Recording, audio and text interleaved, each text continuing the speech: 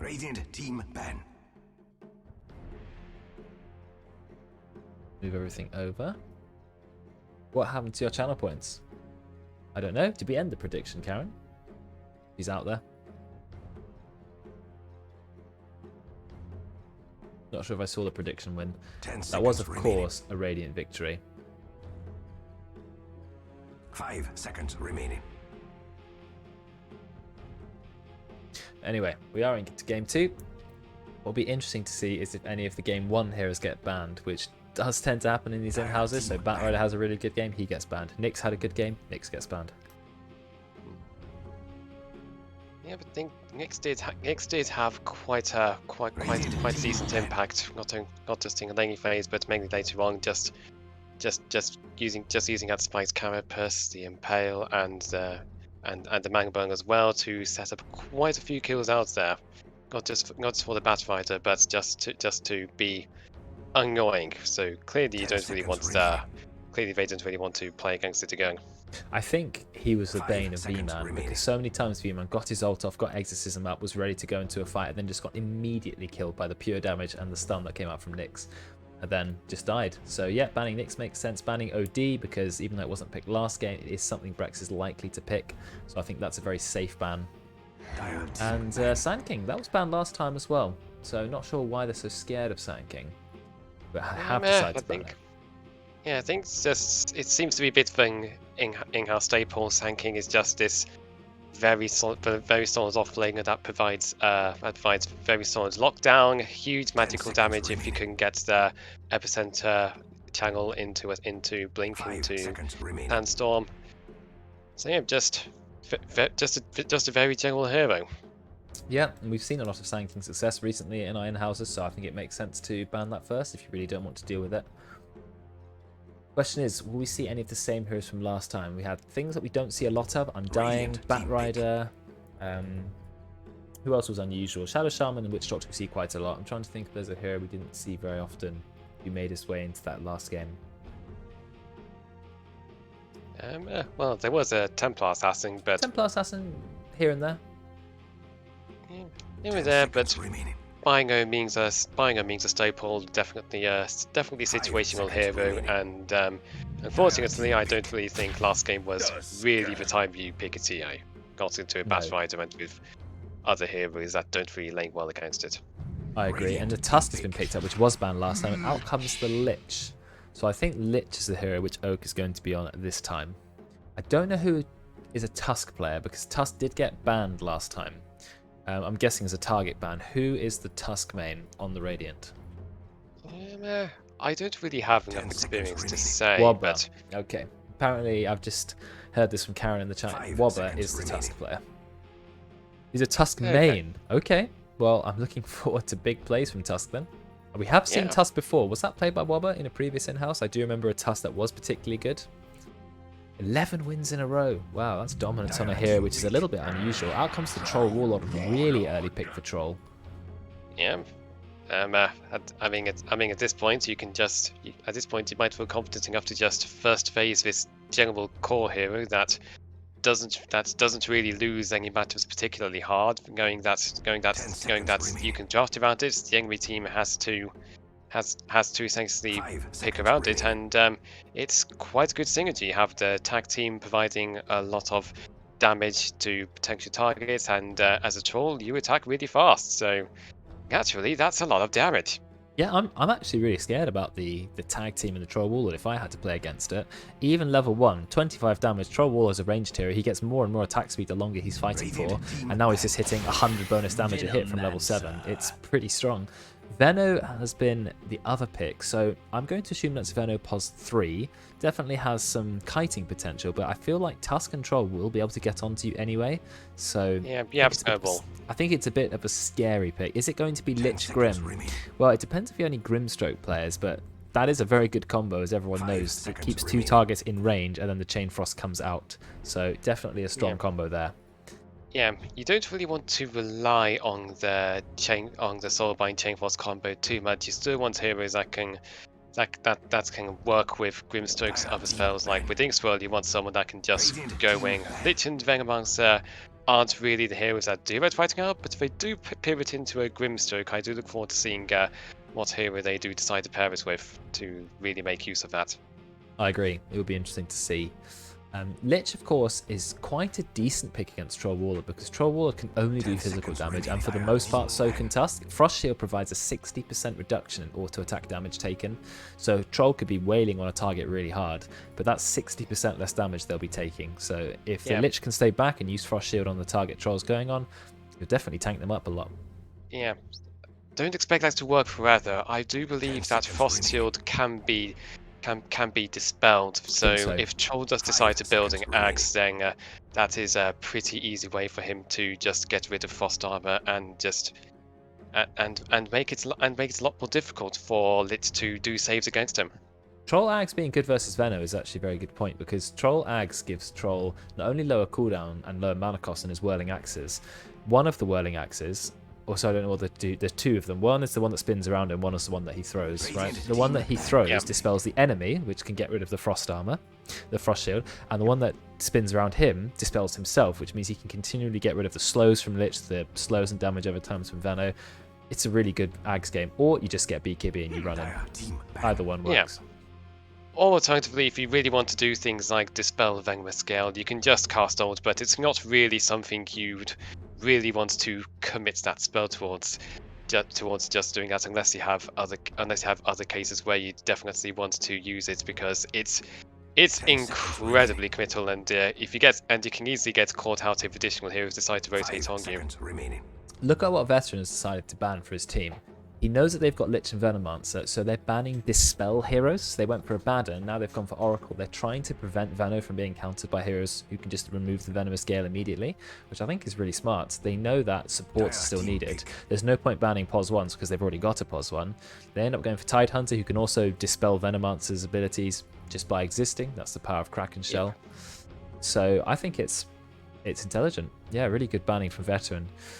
Thinking carefully, and now it goes for a pick. Goes for Razor. Now that's a hero V-Man has played a lot of. I don't know which role he plays it in. As I know, Razor can be any core role, POS 1, 2, or 3. We've already got a Venomancer, so... But Razor is particularly good against Troll Warlord because Troll Warlord doesn't hit hard, but hits very fast. Razor takes all of your base damage away, and then Troll Warlord does absolutely 0 damage. So, yeah.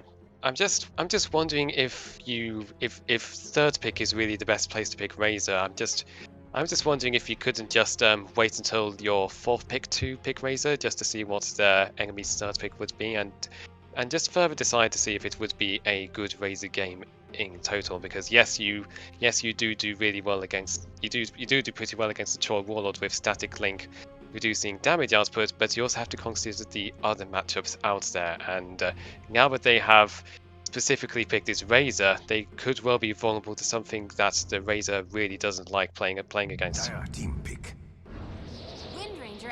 So Windranger was picked, but I think Razor's okay against Windranger too. She can move out of the Static Link, but Razor has the option to go for a Yule's build, or you can go for Atos into Gleipnir, but I think Yule's build is better on Razor. If you drain enough of Windranger's damage, you're not going to be a threat to anyone really, not just Razor. So I think Razor's still looking okay at the moment.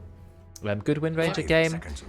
There's very little lockdown on the die. Yes, they have Sinister Gaze, they have a lot of slows, but they don't have any hard lockdown. I hope they don't make the same mistake and pick a team that have no engagement. So, please.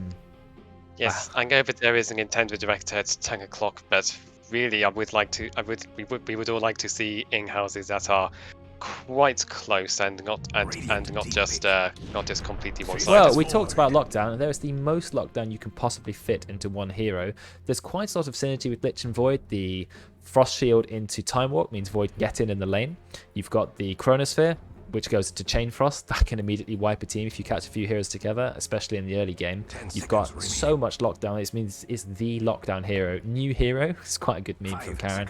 It's a hero we don't see a lot of. Faceless Void really fell out the current meta. They've returned with an IO, lots of healing, potential to gank around the map with the Tusk, speed up the Windranger even further. I'm not entirely sure who they're planning to lane IO with though.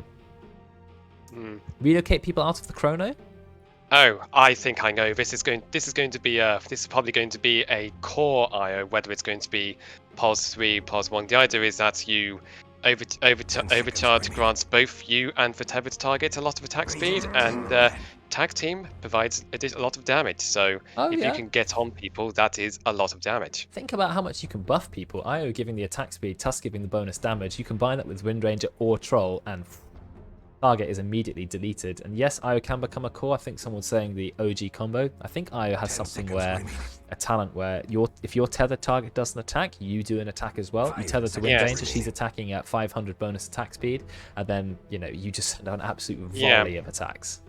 It's hilarious. Yeah, that does happen at level 25 though, which for an IO, unless you're playing its core, that is a very long time away. So it's not really something you'd really want to specifically base your draft around. Ideally you'd base it around an earlier timing. So for example, you could base it around Ags having a tongue of spirits, and you get to level 20 talent that allows the spirits to do even more damage, and just go from there to try and take objectives and win fights. Yep, I agree with you too. So hopefully they haven't planned too far for the late game.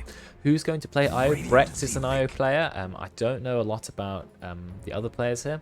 Maybe Debate Mail. We're still looking for what seems to be a POS 3 for both teams. It's hard to say now that IO's been picked. I think maybe the Radiant actually could be a POS 2, depending on where they want to put Wind Ranger. It's very hard to say because they have such a flexible build, set of heroes rather, flexible draft. Whereas Dire, I would assume Razor wants to play against Troll, so it may be Veno mid, or it could be Veno support, and they could go Veno Razor, and then they're going for a mid hero. I don't think the Radiant even know. They banned Pugna, they banned AA. AA is very good against Troll Warlord, of course, and IO. I think on Dire at least, you probably want quite a bit of lockdown, just because we know that Chronosphere is still an exceptional thing, but it's on 160-second cooldown, and you don't really want to be in a situation where your team basically has non-existent lockdown while Chronosphere is down, because that could easily just lead the enemy team to just once they respawn, they just go and take fighting objectives while you're still waiting for the main ability you need to actually fight. And they've gone for Invoker. They might have been picking that because they didn't want Dire to get it. Everyone knows that Invoker and Faceless Void used to be known as the most overpowered combo in the game. Someone has pointed out in chat that Troll Warlord can actually pop his ult inside Faceless Void's Chronosphere, therefore keeping him alive. However, he will be kept alive on 1 HP, which isn't always that useful. So we'll see. Invoker's an interesting pick. They don't have a lot to combo with the Sunstrike, but Invoker is still a good hero. We don't have a lot of Invoker players. Especially not those at the lower rank, but I think Brex has played some Invoker. I'm not sure if anyone else has. Debate Mail, he played a support Invoker before. Kinder, he played a bit of Invoker when he was learning to play at mid, so we'll see. I'm just worried about Invoker getting easily killed this game, so yeah. If it's an Invoker mid, it will probably be up against a Razor, and it's not abysmal, but it's not really a matchup you'd really want to specifically pick Invoker into, because I agree. Razor is a pretty strong lane, and if it's going to be a quasi-exalt Invoker, you really need 4 spirits, because that's going to be a bit of an inconvenience for the Razor to deal with. Whereas if you're quasi-ex, it's again going to be difficult in general just to contest with your low base damage. I think a lot of Invokers have gone back to double forward split, and Queen of Pain finally, the hero who I always wanted to see. Queen of Pain is very good against Invoker mid. Okay, so if you we've got Veteran playing Queen of Pain. We don't see a lot of Veteran mid. He did talk about the fact that he can play mid. He is comfortable enough to play it. Queen of Pain, if he maxes Shadow Strike, even a full Quas Invoker will struggle to survive. So I think Quop's a very good pick here. It's a very aggressive hero. I don't know why Io is completely frozen in time. You've also got some AoE damage you can throw into the Chronosphere. It's an aggressive hero. I like it. There's not too much lockdown on the Radiant team, so you will be able to blink out of most engagements. And so I think it's a nice hero to round up their draft. It does mean, though, they have no lockdown pretty much outside of Faceless Void's ultimate. No real hard lockdown, just Sinister Gaze. Dire are going to need to pick up some crowd control items. I want to see an early Scythe of Vice on someone. I want to see Atoses. You could even see Aghanims coming out from the Lich, maybe. You just need to have some kind of lockdown. Yeah.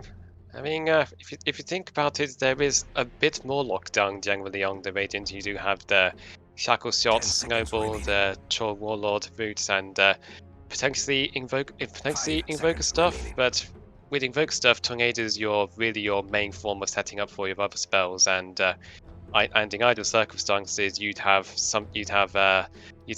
more firm disable like Legion Commander's Duel or just long duration stun that can really that you can really use to set up your spells. You do have the Shackle Shot that can provide that, but you still need to consider that's not exactly reliable. So we will have to see whether Luski can get these sorts of big Shackle Shots off to allow things to happen.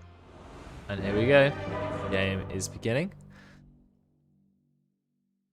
I think both teams have a good chance at this, depending on how well the lanes go.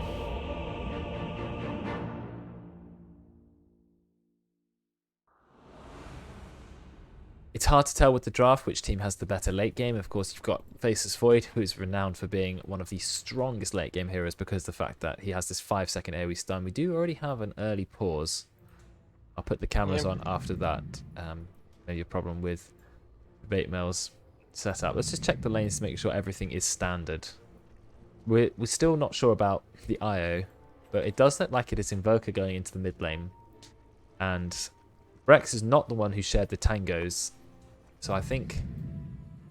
Let's have a look at the build. Yeah, Tusk shared the tangos.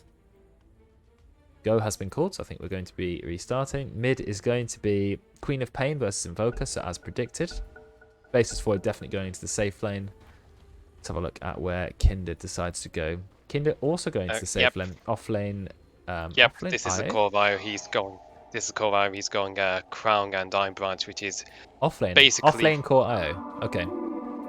yeah. This is basically the idea is that you build the Crown into a Helmet of Dominator, so that a lot of the time you can just keep tether to it and go super fast without necessarily needing a pair of boots.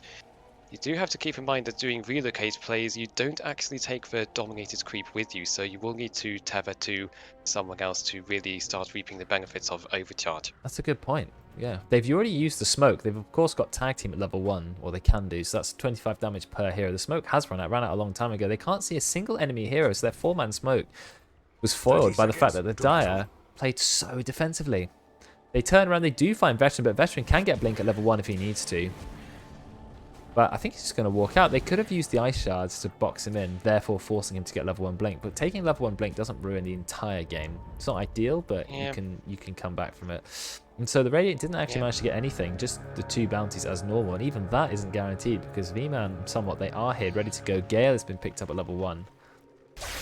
And he's just immediately draining damage from Brex. Brex is going to try and steal the rune and tether away. He doesn't get the rune, however, and takes quite a bit of damage. Veteran already getting a fair bit of damage off into Debatema. He already has brought a salve with him, which I think I would always say if you're playing against Queen of Pain, start with a salve, or at least bring one in the first 110 gold you get. So he played that correctly at least, but that was actually a good start for the Dire. Good damage put on early. Yeah, this is what sometimes happens when you preemptively skill your skilling ability at level 1, because he's going to start the Tusk did skill tag team quite early, and if he had held on to the skill point instead, then potentially it could have turned into an Ice Shards, which could have either got a kill on the Quap or forced him to skill Blink, which is very bad for Quap to just exert pressure in the laning phase against this Invoker. So we have a support Windranger who bought a lot of regen. A salve and 6 tangos. Also a salve and 6 tangos on Kindis. They were really scared about the harassment here. They just want to sustain in their lane. It is an off-lane troll carry because you have a POS 1 IO. Well, I think it's more like POS 1 troll warlord, but they've kind of done a lane swap. POS 1 troll warlord because they don't want troll to lane against Razor, which I think is smart. So the POS 3 IO is in the bot lane and troll warlord has gone off. Yeah, also they don't want to lane the troll against the Venga monster, especially with the Razor. If Vengo does gale the IO, he can always tether either to the Tusk or to the nearby creep wave. If troll gets scaled, he has no such option and he's going to take a lot of damage if they both go on him. They're trying to go on to somewhat, but I don't feel like this is a fight they want to use. They're going on to Wobber, and Wobber has no way to get away from the chain. It's doing a lot of damage. It's taking 34 damage. This is going to be first blood. I can't see any way Wobber's going to escape here. No extra regen for Brex. He's only got, you know, spirits and rank 1 tether. He doesn't have any healing items either. No bottle, no, you know, urn, no wand. The Wobber will get brought down. I think they have to be careful. They definitely aren't strong enough to just go in and fight a Razor and a Venomancer. Not the two heroes you want to be fighting early. So they will claim first blood. Yeah. Hopefully we do see some Manga regen come on the Razor, because he's skilled Plasma Field second, and together those two abilities can cost quite a lot of Manga. So if Razor really wants to continue exerting pressure with those abilities, he will need some Manga regen to keep doing that. Yes. He will need to bring some in. Veteran is quite low here. He's got to be careful about going down. The Cold Snap is up. Veteran does a blink. Not a very far away blink. Javatemel may be looking for the kill here with the Tornado and Cold Snap. He has gone for Quas Wex build, which definitely is better against Queen of Pain than going full Exhort. Full Exhort would be a massive bait. So you can still go Quas Exhort, I reckon, if you get enough points of Quas. I think Javatemel has picked the right option here, keeping the Quas Orbs up the whole time. 11 mana regen. Actually going for a kill on Veteran. Nearly gets the kill. He does have mana for Blink, but he ends up going to have to use it. But look how low he is. Yeah. He does send out the Null Talisman and also a Salve. He's going to have to be really careful because Invoker can cancel a Salve with the Cold Snap. But Invoker's quite low as well. Having to send out another Salve somewhat will find a kill on Wobber in the bot lane. V-Man stealing even more damage. Rank 2 Static Link is way deadlier than rank 1. Way, way, way deadlier. Yep, they both went on him again. And Tusk hasn't skilled Snowball yet, so he doesn't really have an easy way to just get out. He could potentially snowball to either the creep wave or to nearby neutral camp if they're visioning on it. It's just one of these. It's just one of these things that just makes build choices quite difficult, because there are always potential eventualities that can happen, and he's apparently just cancelled his TP. Yes, he did. Yeah, he cancelled his TP. No. He's quite upset about that, as he now has to walk slowly, the walk of shame, back to the lane. Veteran's doing a lot of damage to Javatemel. He's going to have to salve himself. Veteran really wants to get that rune. Unfortunately, he doesn't have his bottle yet. But he's It is double damage though. So. That's a very good rune. Do you want to fight Invoker? No, you back off. Luskadoo is actually here for a gank. Yep, good reactions. If he stayed, Wind Ranger would have made things quite a lot. Oh, now we're going on somewhat because somewhat is out of position. V-Man is a little bit slow to get here, but do we have enough damage coming out just from rank 2 Tusk and Io? Yes, we do. But V-Man is at large, draining more and more damage. I don't think he's going to be able to find any kills though, so nice for the Radiant to see somewhat out of position and immediately capitalize on it. I think Veteran may struggle to kill Javatemel. He's used all 3 bottle charges. Yes, there are quite a few ranks of Shadow Strike on him. I think Javatemel will be just fine. But Veteran doing okay in the mid lane. There's not been a lot of farming in the mid lane because they've been so desperate to get CS. Veteran just needs to pick up a bounty rune, and then he will be fine. Yep. And he does seem like he's going to be doing that now. There was a possibility of the Invoker potentially picking it up himself to deny that regen. But then you always have the games like the Croc would just get over to the Radiant side and just pick up a rune there. That's true. Could do that. In fact, Javatemel's going to go for it himself. He doesn't have a bottle. He's going for Urn of Shadows, which is the normal build. Oak is only level 2, has been leaving a lot of experience for Dodge, maybe a little bit too much. Would be nice to get maybe another rank on one of the spells. But getting Chrono early is nice. You do want to get the Chain Frost at some point so you can combine with it. Dodge is managing to get good farm though. 24 last, it's about the same as Troll. So, you know, wow, this... I just saw an Aghanims on someone. Dodge going to blink away, get rid of a lot of damage, time walk away. I saw an Aghs in someone's quick buy and I can't remember who it was. It's actually in Troll Warlord, so Kindit's going straight away Aghs. He wants to go Brown Boot Aghanims. And to be honest, I think that's actually right this game. It does so much for his abilities and the Dispel is going to be incredibly useful. Yep, incredibly useful, not just for his own use, but potentially for the core of Io if he decides to right-click people with the Tusk as well, and potentially Invoker right-clicks too. Helm of Dominance is already up actually. Look, I mean, we haven't gone to Helm of Iron Will. Is almost like Wobber. He's going to take a lot of damage there. Uses the Ice Shard to try and save himself. Looks like they're going to go full dive under the tower for this. Is it enough damage? Yes, they do have just enough to take down Wobber. V-Man already with the phase boots. Brex is very close to Helm the Dominator, and then he can take one of the creeps, which will help him win the lane. They hit quite hard and have a lot of HP. Okay, Quap's got a regen boon coming up. So. Very nice. Got the ultimate as well. That's a kill on debate mail. I mean, Quap's ultimate is 300 damage, right? 340 damage, yeah. And there you go. There's a kill. There's a kill. There's a kill. It's a kill. Ult. Right. Yeah, it's a kill. Didn't really need to go for that right click because he would have died to the Shadow Strike. Yep. But it's still a kill. I mean, you get the experience for the kill. You also get more gold. So I would say that's worth it. I'm glad that he spotted that and went all in for it. Very good. Yep. That is also a lot of experience for the Tusk, who is very close to level 5 now. He has managed to get a skill point on his snowball. That's true. So that will provide quite a saving potential as well. Oh, they're actually going to try and kill Doige. Is he going to go down? Nope. Does manage to get a time walk off. Has a salve as well. Though. Good try. They did try. Not quite have already got Tranquil Boots on the Lich. Managing to get those very, very early. What is Luskadoo trying to do? Places another ward in the same spot. Rewards exactly the same spot. But yes, you do have Chrono, but not a lot of damage. Trying to go for Battle Fury. I'm not entirely sure if Battle Fury is the right item for Faceless Void these days. Yeah, out comes the Frost Shield. Thinks about going in. But Doige wants to play it a little bit safe, using a bit of mana. Yeah, Lich doesn't really have too much mana right now. He pretty much only has mana for a single Frost Blast after that. I think Doige should have gone in there, to be honest. I think they could have done a fair bit of damage, but I guess it's always scary going into a Troll Warlord who already got phase boots. I mean, Troll, at this point in the game, Troll has 14 armor being melee form.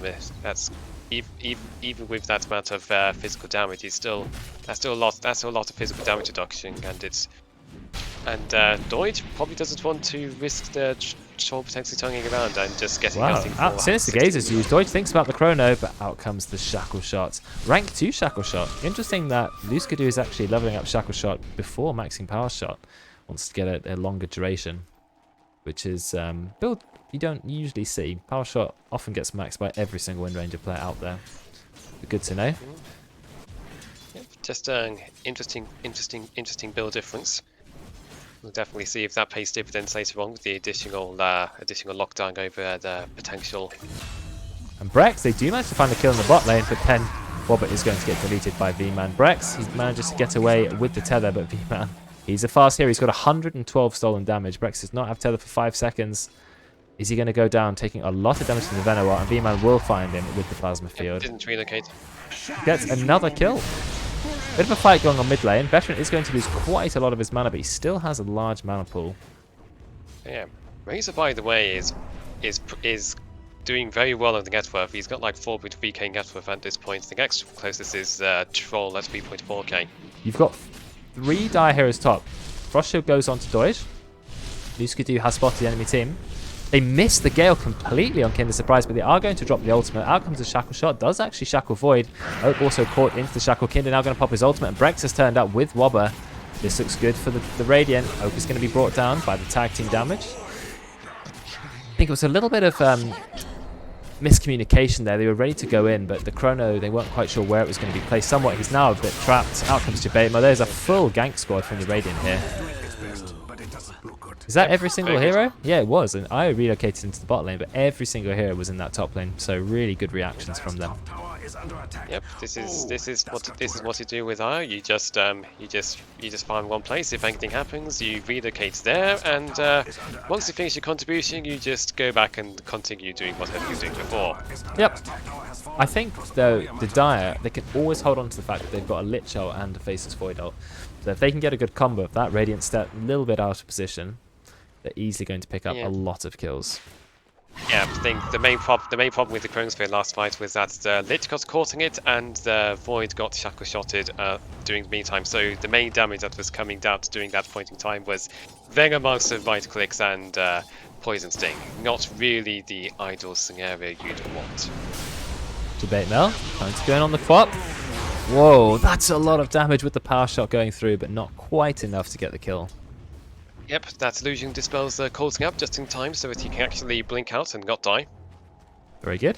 Have a look at the net worth now. You have a 5,000 on Razor. He is far ahead of everybody. But the rest of it is pretty close. The net worth is incredibly close from both teams on average, just with the Razor poking his way ahead. Already went for Yules. So we talked about very briefly about the different builds Razor can go. I like that he's decided to go Yules Razor. Taking quite a lot of harassment from Brex, who is spamming Chain Lightning from his pets. And of course, he can just give it mana back because he's IO. So infinite mana, 4-second cooldown, 140 magic damage. I mean, I think V-Man's struggling to survive that. I mean, Brex needs to be spamming it more aggressively, really. Yeah, but Brex, there is always spam the it. risk There you of aggressive spamming to potentially interrupt your last hits. Yeah, a bit of micro needed. Looks like there's going to be a kill onto Oak. She has been caught by 3 Radiant heroes. Uses the Frost Shield on herself. Loses all of her mana, so cannot use the Chain Frost. Could be worse. Oh wait, no, it could be. Yeah, but I don't think using Chain Frost there. There's probably no guarantee that there's going to be a follow-up for you to really make use of it. You do have the Quap that could potentially stun Quaid, but she doesn't really have a lot of mana right now, so... Ultimately, That's ultimately, if you don't use an ability, you still have it up when you respawn. If you do use it, then it's still in cooldown. You need the level 25 ult on Troll to do it in Chrono. Looks like we're trying to get a kill onto Somewhat in the mid lane. Power Shot does go through, and so does the EMP, but Somewhat gets all of his mana back, and is now going to turn around and try to go into Jabema. Does he have his ult? Yes, he does drop the ult. Jabema is level 10. If you can kill him, this would be massive, but then he realizes that Venom's damage is way too slow, and he would just go back to base and heal up. That's Venomar's massive problem. That's why Venos tend to go Yules. They can cancel TPs. Vengo is looking to build a spirit vessel, which is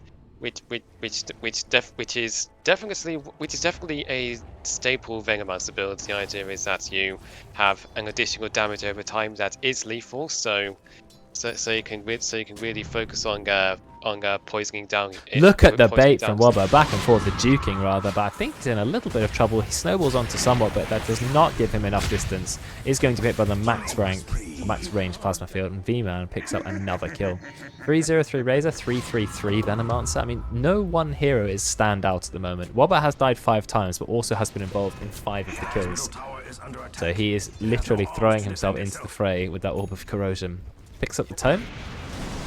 Do we have level 6? Yeah, we do. Of course we have level 6 on Oak. We talked about that before. Oh, unfortunately, just walks into the EMP range and loses all of her mana. Just going to have to pick up some clarities. I feel like Tranquils is a very good item on a heroes like Lich. But when there's an Invoker on the other game, on the other team, who's picked up EMP early, I would be going Arcane Boots because you need to give your team that mana back.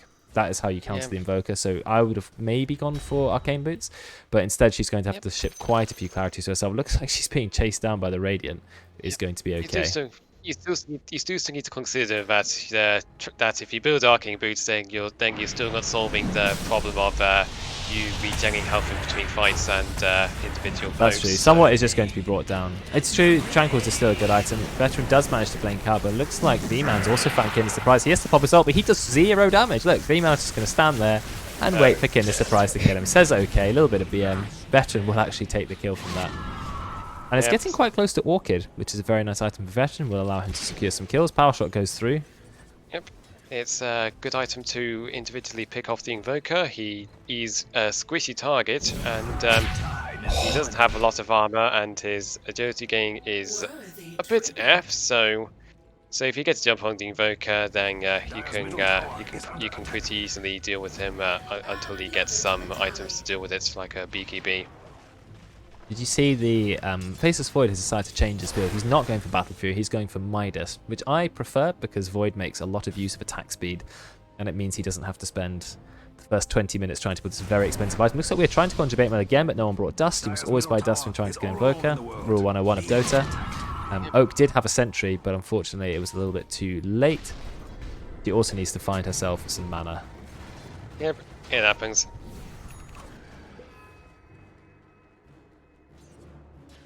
It does happen, yeah. Radiant's bottom tower is under attack. Okay, so the IO does have an Axe queued up, which for Core IO is pretty much staple. Oh, Veteran's trying to get out, but he's just stunned. Power Shot will go through. Really nice timing. There's the Cold Snap, then there's the Snowball, then there's the Walrus Punch, and the Power Shot of max rank 450 damage goes straight through and will kill Veteran. Yep, Blink has a 0.4 second cast point, so very good spacing of stuns to ensure that he's not able to get it off. Exactly.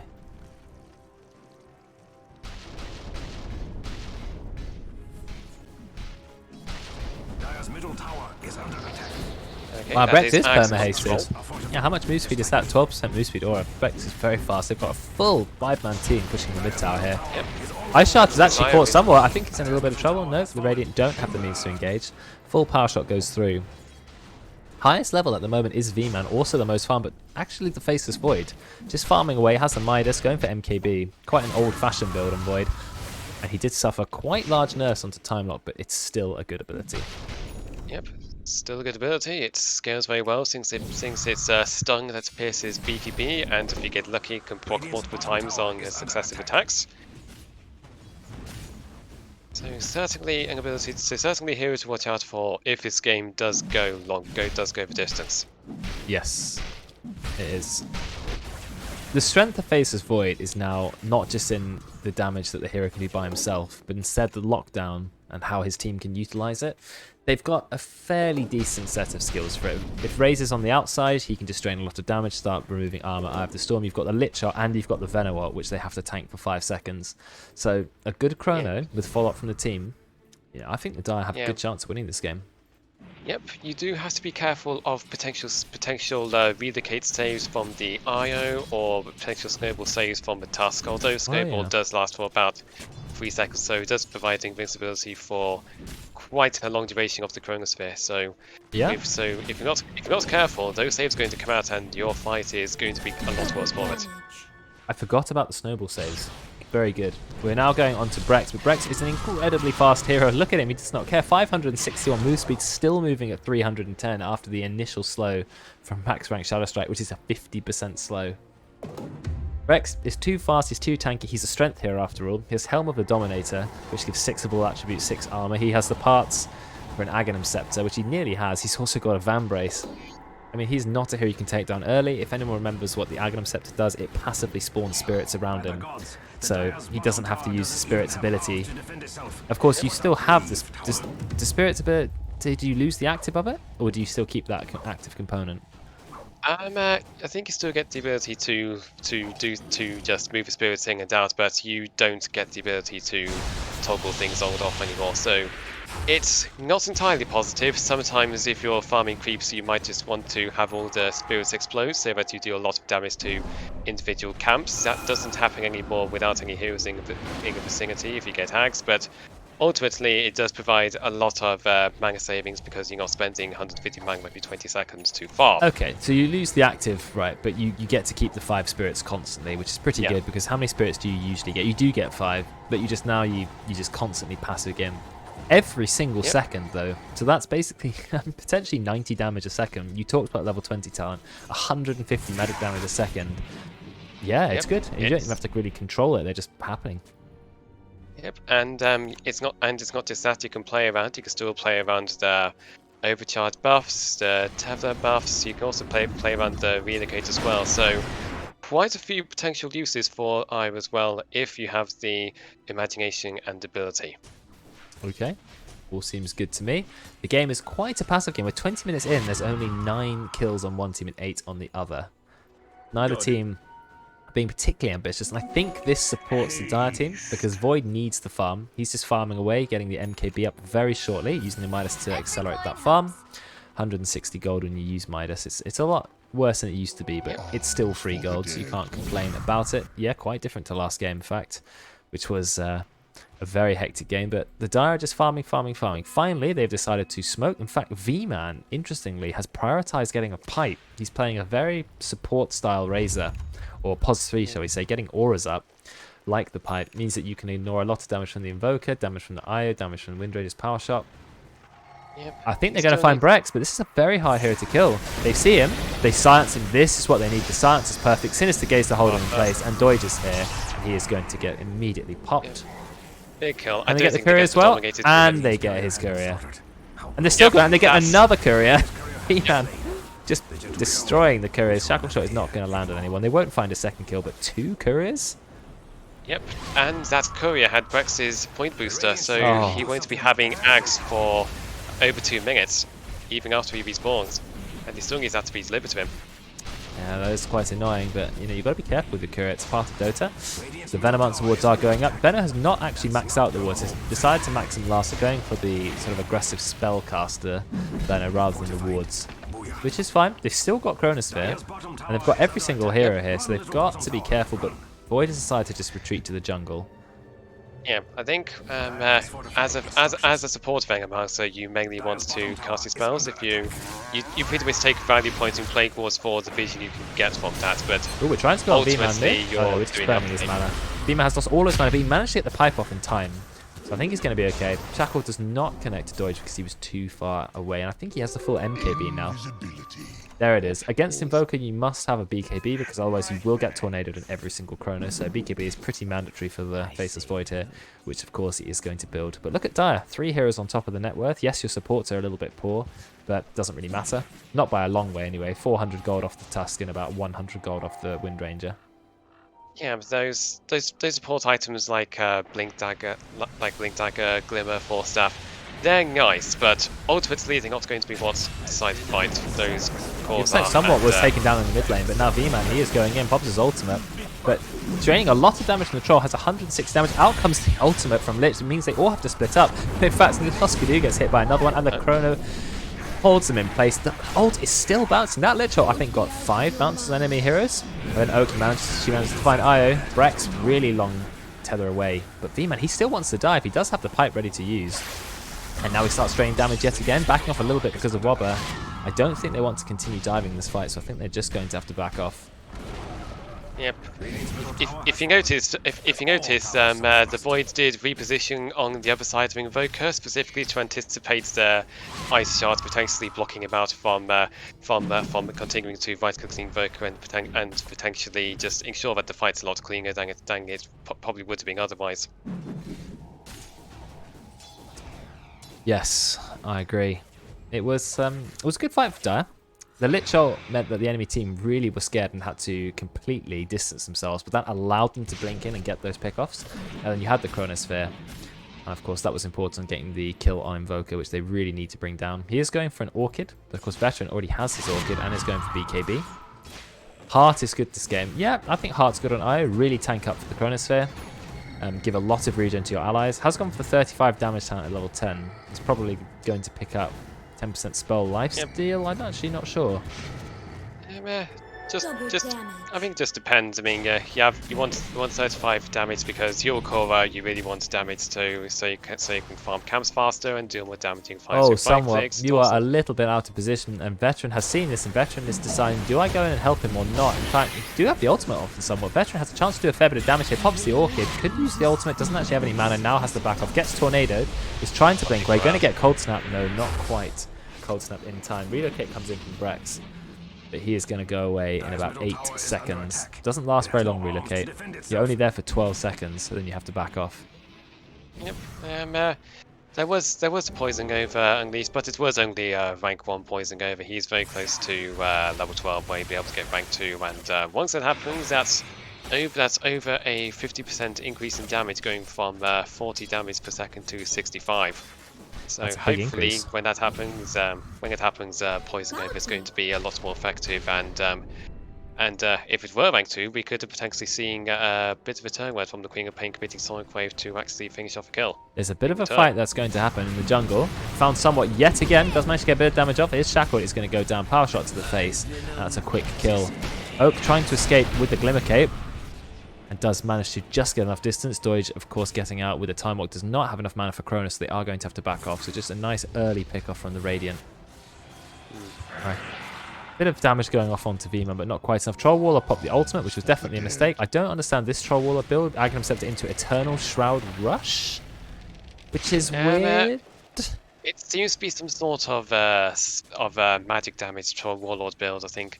The idea behind it may just be that you spam your spells, you deal quite a bit of magic damage to lifesteal, you have a lot of magic resistance because you built an Eternal Shroud, which can prevent quite a bit of magic damage, and we'll just have to see what item Troll goes next. It might well be an Octane Core, it could be something else entirely. We'll just have to see where he takes the build from here and see if it can work out.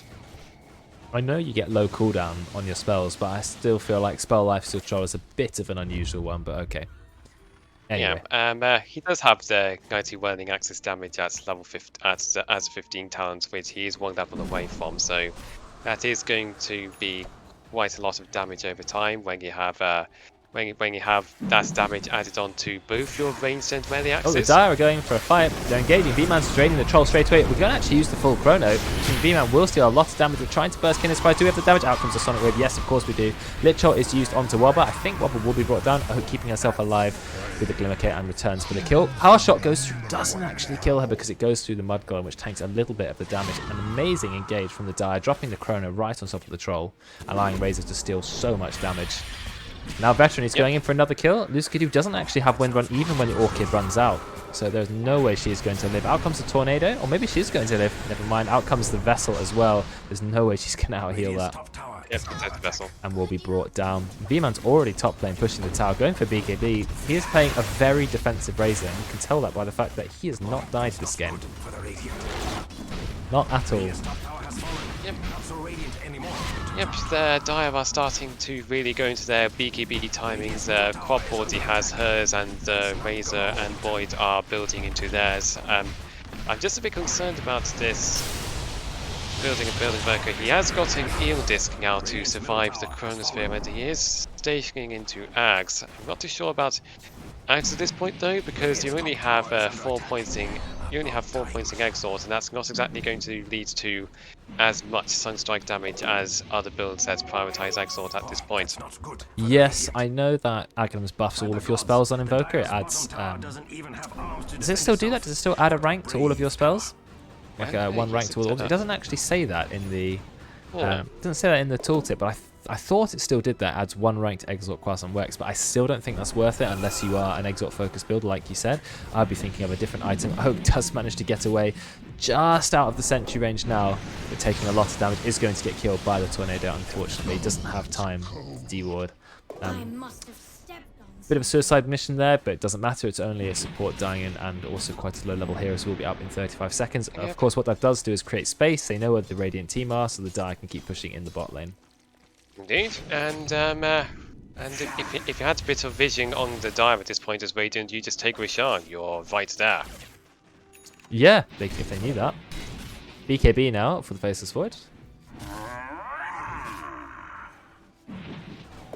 Okay, we can expect BKB to come out on Razor as well. He's like just over 500 gold away from it now. So when they start coming out, we'll start seeing if Radiant can really just keep these fights going, because right now they don't really have too much damage that pierces spell being taken. So they will probably need to kite out these BKBs and then try and re-engage to see if they can actually deal with the damage needed to secure these kills and win a fight. Indeed, they shall. Let's have a look. Do the Dire want to engage again? I know they've been very happy to be aggressive. Clarity was used on Deutsch, so now he actually has enough mana to Chrono in a little bit. They smoked him. You've got level 18, which means max rank Chrono 5-second duration now. Out comes the power shot. It catches everyone, but it's too late. I think they're going to be able to kill Wobber. Deutsch, does he go in and get the Chrono? He didn't actually have enough mana. He needs to get the BKB off in time. He's going to lose all his mana. He's completely out of mana now, so even if he uses BKB, it will only be to get out. But it still looks like a fight with the Dire. May want to engage. They have lost Faceless Void. And Troll Ward has popped his ultimate, but Troll Ward does absolutely no damage with the ultimate because he's built Eternal Shroud, which doesn't deal any damage. But he is going to go down, and with Radiant, they are going to keep walking forwards. And yes, there is a kill in return from Jabamo. He manages to get somewhat, but that's a full wipe on the side for the Dire. And they lost Void, but he didn't even use Chrono, so when they next are up, they can just use Chrono. Yep. I mean, it could easily gone a lot worse if the Void did manage to get off that 4-man Chrono at the start of the fight. They could, Radiant were clumped up enough for that, and if he wasn't stunned by the Wind Ranger, it could have gone a lot worse. It could have gone a lot worse, but I mean, it can't go much worse than losing all 5 of your heroes. I guess Faceless Void could have lived, but this is a chance for the Dire to put a bit of pressure on the map. They're kind of going a little bit back and forth at the moment. I would have liked to have seen them group up and maybe take the tier 2 tower bot, but it looks like they're not going to do that. They do have control of the outpost, of course. That does help. Yeah. Not exactly proponents of objective gaming, I see, but No? I'm sure that there'll still be the time for that at some point when they're feeling more confident in it. Yeah, I just hope they decide that quite soon. They're now making the most of controlling this outpost to TP their team down into it. Veteran is in the top lane, but he can traverse the map quite quickly on Queen of Pain. Does have a mana issue. Queen of Pain's ultimate costs 550 mana, which is a lot of mana. Interesting for the cooldown reduction talent. AoE Shadow Strike, yeah, I agree with all those talents. I'm more of a fan of 30 attack speed, but CDR is also good too. Yeah, I mean, if you're not planning too much on transitioning to a right-click build, it's probably better to just take the 10% cooldown. Oh, it looks like reduction. Doge has gone in. He actually manages to catch 2, but is he going to go kill Jabate? He realises that Aeon Disc is now up, but I don't think that means Jabate can necessarily get out. Oak just throws the ult straight away, but no one is actually close enough. It's now going to bring him forward using the Sinister Gauge. Jabate is definitely going to die. And V-Man, he pops the BKB. He's also got a little bit of evasion coming out from the Elven Tunic. Kinder's doing absolutely no damage yet again because all of his damage has been drained, so he's just going to sit there waiting to kill him. And there he goes. I mean, he does 0 damage even before any has been stolen. And now you've got the double damage Veteran with BKB just being straight in. Brex, I can't see any way he gets away, but he does pop the BKB, so he might be okay. I mean, Veteran could have just dropped the ult. Is that enough damage? Almost. Yep, there's the kill. Perfectly gets the kill. This is a huge fight for the Dire. Being able to pick off the Invoker even though he had Aeon Disc was a great start.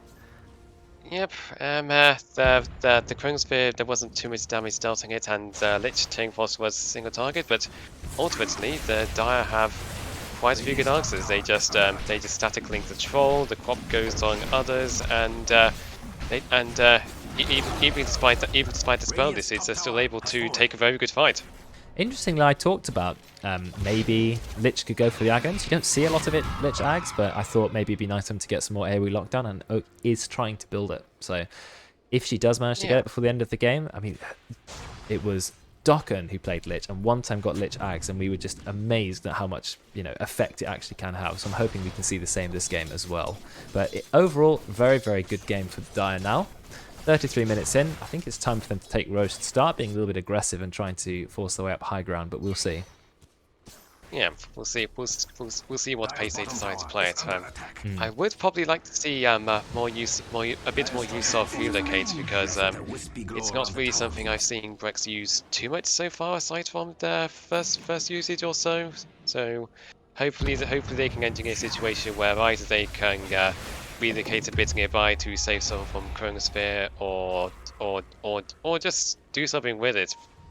Because right now, if you're not really making use of relocate, your hero is not going to have too much impact compared to the other Dire cores at the moment. Yes, I agree. That's one of our strength is the ultimate ability after all. V-Man has gone for his Aghanim Shard. Now going for Sanj and Yasha, he's decided, right, I'm tanky enough. I still haven't died. You have 17 assists on this Razor. Absolutely incredible score. 6-0-17. It has the Elven Tunic, which is perfect. Move speed, attack speed, evasion. Everything you could possibly want in a hero. And is now approaching level 25. Not quite there yet. The closest is actually Veteran, who I think will go for the Sonic Wave damage talent. But he may go for the spell block. That would be my prediction if we go to Sonic Wave damage talent, because he's doing so well. I don't think he's in danger of dying.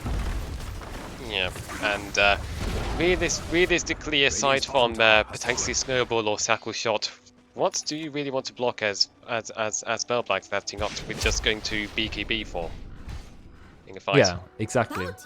Only really Shackle Shot, and everything else you're pretty much fine. Cold Snap, you can proc it, but anyway. Invoker's trying to build a BKB, so a very, very defensive Invoker, which is unfortunately means you're not making the most out of the damage that hero can provide. Yes, his spells are still strong. Yes, you do need to buy items to survive, but the other team are building damage.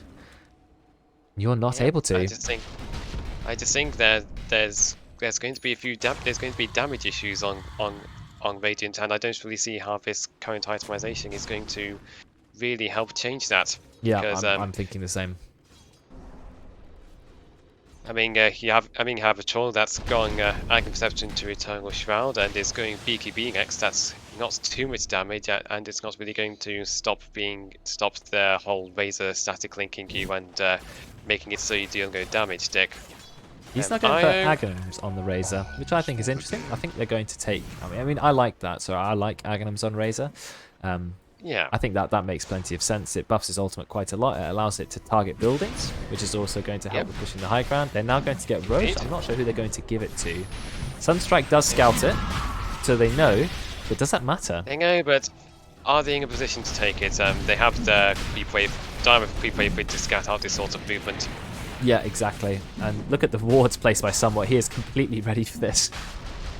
Creating a lot of vision, and Oak was standing over here as well, so they had vision from both directions. There was no sneaking up on them. They take the Roche, they give it to Deutsch. He has gone for the attack speed talent at level 20, so adding to his damage. Gone for a Yasha. Is that Sanjin Yasha? Yep, Sanjin Yasha onto Faceless Void. Makes sense. It's being built by pretty much everyone these days. Most popular item for cores, I think. Yeah, I think it's just generally good. It's basically the only source of status resistance you're going to realistically build as a core, unless you're in some really fringe stuff and want to build Heaven's Halberd instead, or Kyre and Sanj or whatever. But Yeah, if your core generally wants if Andy wants status resistance, you generally want to build Sanj and Yasha. yeah, that's true. It's only Sanjin Yasha, Heaven's Halberd. You used to see Heaven's Halberd on every single hero. Like there was a time it was so popular on cores, but then it got nerfed quite a lot. And it's no longer being picked up quite as much. Evasion was, I think, toned down just a little bit. It got more expensive. The Radiant are trying to defend. They have quite a good team for defending. I was just about to say I think Jabatemel should pick up the Ag Shard, and he has got the Ag Shard, so now he can easily get off those potent ice walls. But the Dire, they try to force high ground, I think. It seems there is a double catapult wave coming in on bots that could well have dealt a lot of damage to the tier 1 bot tower. So Void's really wanting to deal with that to make sure it doesn't go down. They're going to see if they can find a kill. They are going to run into Somewhat, but Somewhat is going to tank the gank. He gets 4-staffed away, and he uses his own 4-staff. Pops the ultimate. This is a lot of damage, but of course they're not here yet. Here comes the Lich Shot, and this is quite a good Lich Shot because everyone is so close together. Wobber is getting hit by over and over and over. Kinder does manage to get a kill, but I think that's going to be a kill on Kinder's surprise. Uskadu is going to be brought down as well, and they actually managed to find 3 kills already. So yes, they were able to find Somewhat, and they were able to bring him down. But when you run into a Veno, you know what that means. Rex just TP'd out, relocates back into the fight and dies. And they got a lot of damage out of the fight. I mean, if we have a look at the damage recap, you can see that, look, 3,000 from Raze from Veno, 4,000 from Razor, 3,000 from Lich. So much damage just from the 3 heroes. The Void and didn't even get there. How comes the Chronosphere? They're going to kill Invoker. He does not have his Aeon disactivated, so he's going to die 3 buybacks, but Invoker can buy back 2. There's going to be 4 buybacks already. I mean, Radiant are throwing absolutely everything that they have, and that means 31,000 gold net worth lead. I think it's really difficult for them to get 4 buybacks. I mean, yes, they don't take racks, but it's in a really tough spot now. That's going to hamper down their economy a lot, and once the next item starts coming up on the Dire cores, it's just going to be even more difficult for the Radiant just to defend high ground and just stop Dire from just walking up and doing whatever they want. I'm waiting for that Razor Aghanims, then he really can just sort of walk into the tower and delete it. There's also the option to go for +1 Eye of the Storm target, which with Aghanims gives it 3 different targets. So you could go for that if you want to be hitting everybody, or could go for 80 attack speed, which is just a nice free steroid, which can help you, you know, carry the game. So it used to be 100, now it's 80. It's still quite a lot.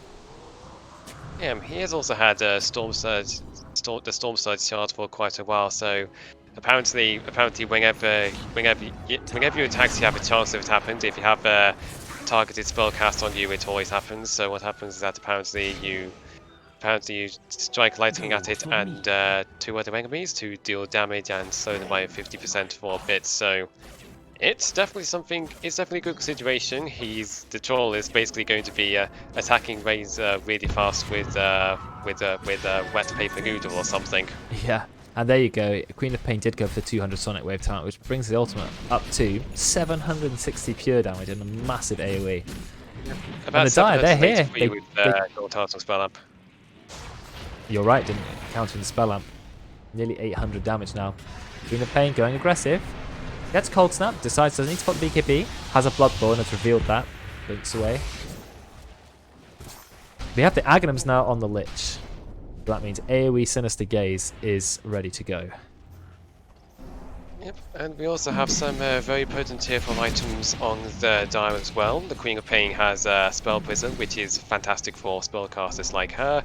Razor has Trickster Cloak, which is also a fantastic item for just tanking up and just getting additional magic resistance and evasion. And Void has Leveler, which provides a big amount of damage for a particular neutral item, and for a hero that really likes having a lot of attack speed, that's just going to be even better on him.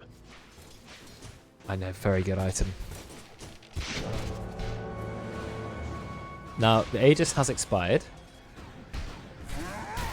but I think they can still look to push high ground. I mean, you've got a few more heroes about to hit 25. You've now got 25 on the Razor, and Void is very close. He can go for Mega Chronosphere, or he can go for the backtrack. Now Razor has gone for 80 attack speed, so becoming a little bit more of a core. Venomont's just irritating the enemy team, maybe trying to bait them outside their base. Yep. Stacking up Venom was inside their base, which I think maybe is a little bit too far forward. Put them on the low ground perhaps. Both lanes being pushed in. I just want to see the Dire team just go for it. You know, I want to see the ultimate from Razor. I want to see him run in, start damaging the tower. There is glyphs, they will have to be careful about that. The ward inside the base also killed again. Yep, just have the ward provide vision and just have Void jump along the Chronosphere. Oak loses a bit of mana from the EMP. But we've also got the AoE Sinister Gaze. We've got to remember that. I'm waiting to see what's going to happen in this high ground fight. I want to see an engagement, but of course we got Faceless Void. He's always ready to go. Tornado's being spammed, Invoker spamming all the spells, but they're actually hitting the high ground.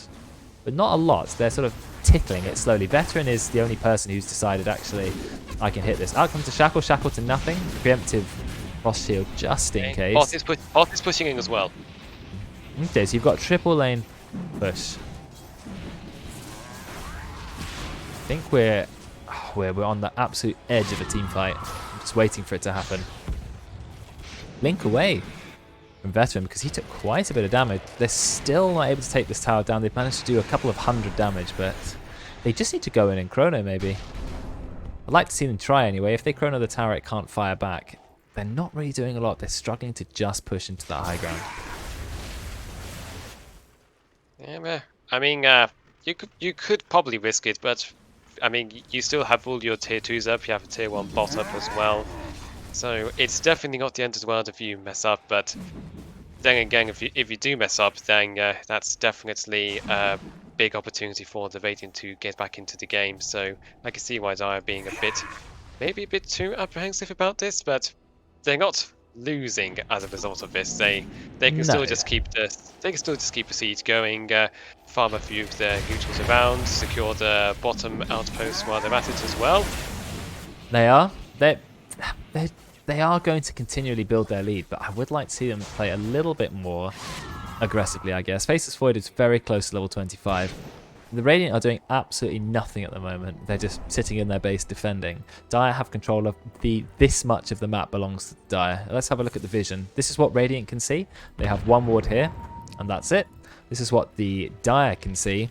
Basically everything. I know there's a lot of darkness there. They can't quite see into the high ground, but they have vision of everywhere, which matters. They don't have the ability to pick people off easily on the Radiant. They don't have any massive engaged targets. How is this game not over? This is a very good question, Owen, and I think it comes down to, you know, not being harsh on the ranks, but players typically who are not Divine or Immortal tend to have longer games because they are less willing to make risky plays.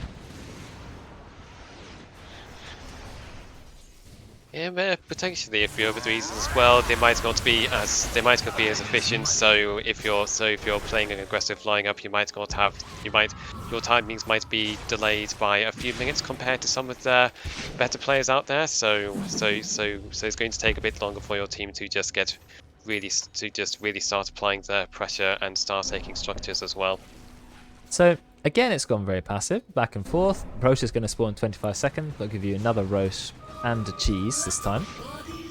So maybe they're just going to go for that, and then Razor can stand on the high ground and take it. They've got a double catapult wave. If they can keep these double catapults alive, there's maybe a chance. 3-man tornado. EMP only hits Oak.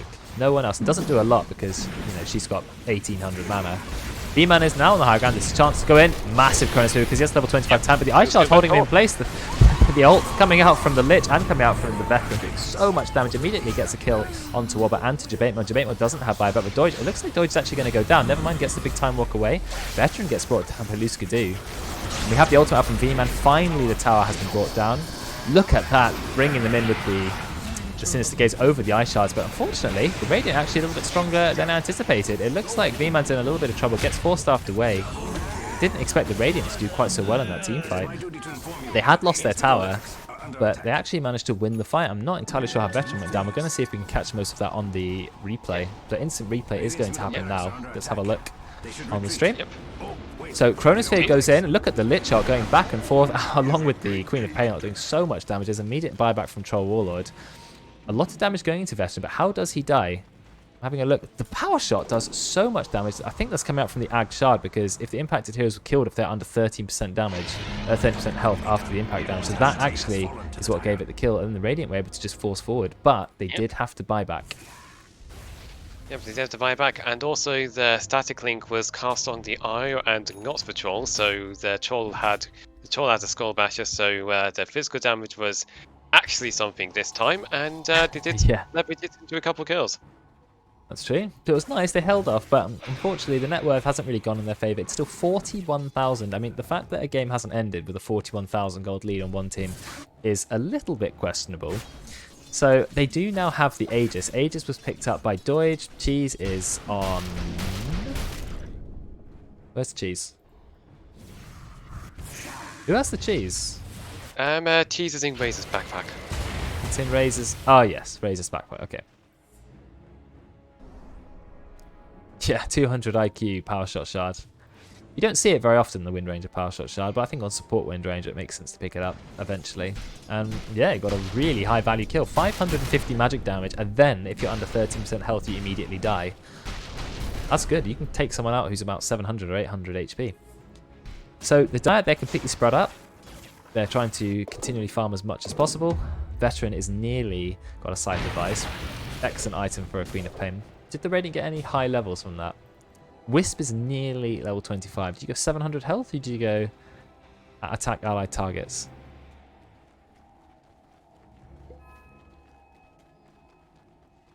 Not sure about that one. I do notice that Io does have a Penta-Edged Sword. I do know that the Kiting Razor is a big thing for Troll, but I just wonder if that sort of damage would be much better leveraged. Whoa, Jabetmo's just gone straight in, but he cannot catch Razor because Vima is like the fastest hero known to man. Zoom with his, not with his Trickster's Cloak, with the Storm Surge. Trickster's Cloak also giving him 20% magic resistance, evasion, and the ability to go invis. So Razor is not an easy hero to hunt down and kill. 475 move speed constantly before popping the phase boots. I agree with the Wind Ranger Ag Shards. You very rarely see it work, but we just saw the one situation where it was absolutely perfect. I don't think the Dire are really saving for buybacks. In fact, 3 of them do happen to have buyback. Razor has 7,500 HP, is trying to get Skadi and buy the Ag Shard at the same time. So he is going for more of a core build, which I think is good, because then it's not all on Faceless Void. Yeah, he has most net worth actually on the Dire. He's almost got 30,000 net worth at this point. 80,000 net worth, wow. He has done well consistently this entire game. He's still not died. We're in a 50-minute game, and he has not spent 1 second in the base waiting to respawn. If I was him, I would just pop my ultimate, and I'd just be on the low ground, right? Just waiting for the tower to be brought down. Wobber is farming the Ancients, trying to make the most of the time he has. You got Satanic on Faceless Void now, and a Daedalus, so he is scary. It's Doige hitting the tower. D-Man also going to hit it on the high ground. They're trying to do what they can to Doige, but he's been popped in the Ice Shard. Look at the Veteran just going straight in. Has his ultimate, doesn't need to use it, doing a lot of damage to Troll Ward with the Bloodthorn. Pops the BKB, out comes the ult. Luskadu doesn't do a lot of damage. Meteor goes down. Hype has been used.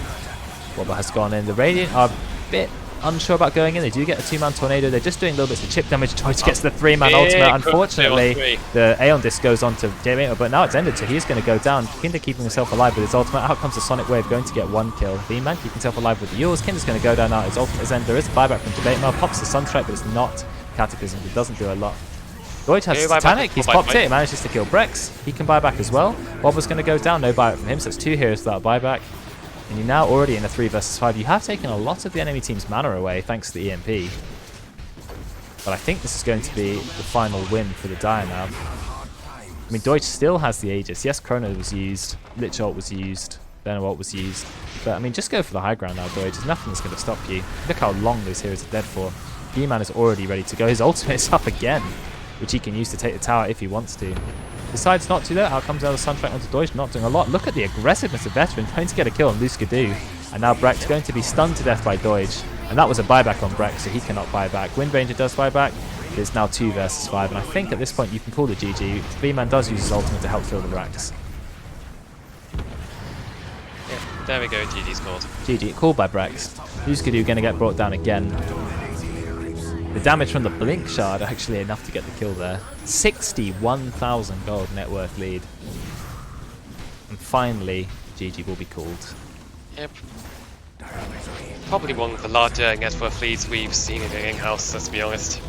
Oh yeah, sure. And a Razor who never died in a 51-minute game. I mean, in terms of time spent alive, it's got to be a winner. Let's have a look at that scoreboard. Unfortunately, it doesn't look like we're going to be able to look at the scoreboard because the Dota servers are a little bit ruined, so we can just speculate, but we can see a few of the stats here. So nearly 60,000 gold net worth lead. In fact, more than that, 62,000 gold. Double the net worth on Dire. They definitely should have ended before that, but at the same time, they did win in the end. They just took it a little bit slower than they needed to. XP tells a similar story. Have a look at the items here. I'll keep the scoreboard up here just so everyone can see it for a little bit because the in-game scoreboard is ruined. And that means whoever's uploading the replay will have to wait for the Dota service to go back up. But the replays are working again, which is good. Yep, great to hear. Cool. Well played, everyone. That was a very entertaining game, to say the least.